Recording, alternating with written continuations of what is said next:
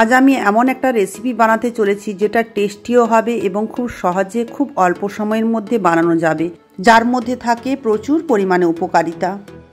যে সকল সবজির খোসা আমরা ফেলে দিই, সেই খোসা দিয়ে যে এত টেস্টি একটা খাবার হতে পারে সেটা না বানালে আপনারা বুঝতেই পারবেন না।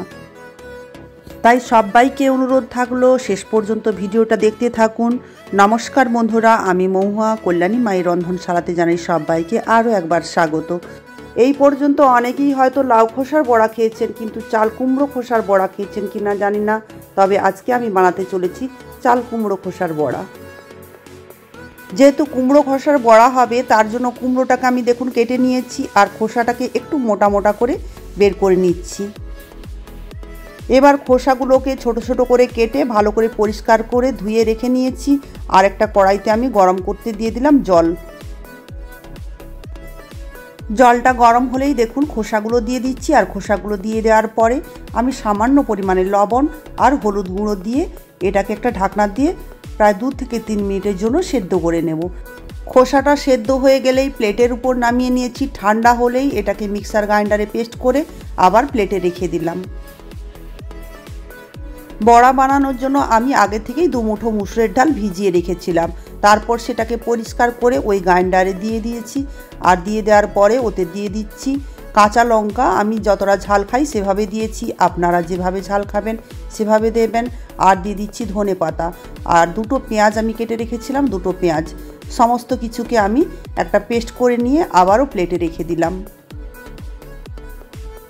এতেই দিয়ে দিচ্ছি একটা ছোট চামচের 1 চামচ মতো আদা বাটা আর কিছু গুঁড়ো মশলা দিচ্ছি।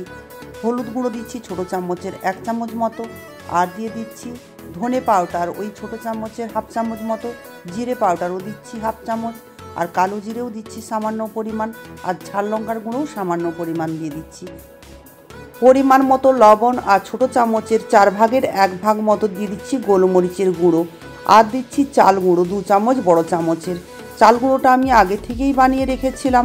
আপনাদের কাছে যদি চাল গুঁড়ো না থাকে তাহলে বানিয়ে নিতে পারেন, যে কোনো চাল দিয়ে আপনারা গুঁড়ো করে নেবেন এভাবে।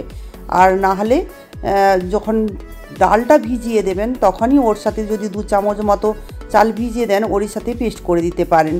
একই কাজ করবে দুটোতেই। চাল গুঁড়োটা দিলে কি হয়, বড়াটা খেতে খুব ভালো লাগে আর মুচমুচে হয় খেতে বেশ। সমস্ত কিছুকে দেখুন এভাবে আমি হাত দিয়ে মাখিয়ে নিয়ে রেখে দিচ্ছি। আর ততক্ষণে আমি একটা জিনিস রেডি করে নিচ্ছি যাতে করে বড়াটার টেস্ট আরও ভালো হয়।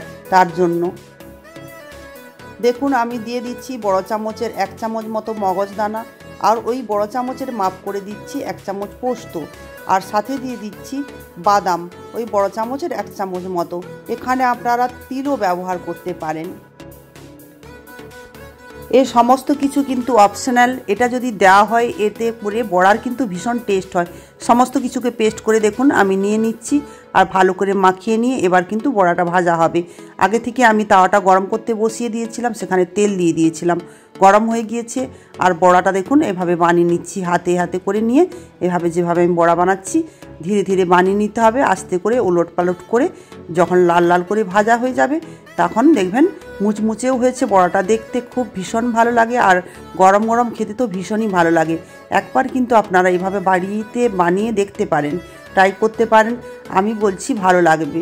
আর এটা তো আমরা খোসাটা ফেলেই দিই, তো ফেলে দেওয়া সবজির ছাল দিয়ে যদি এমন কিছু টেস্টি খাবার বানানো যায় সেটা কেনই বা ট্রাই করবেন না।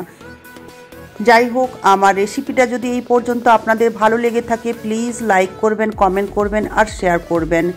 আমার চ্যানেলে নতুন কিংবা পুরানো দর্শক বন্ধুদের অনুরোধ করছি, যারা চ্যানেলটাকে এখনও পর্যন্ত সাবস্ক্রাইব করেননি প্লিজ সাবস্ক্রাইব করে দেবেন।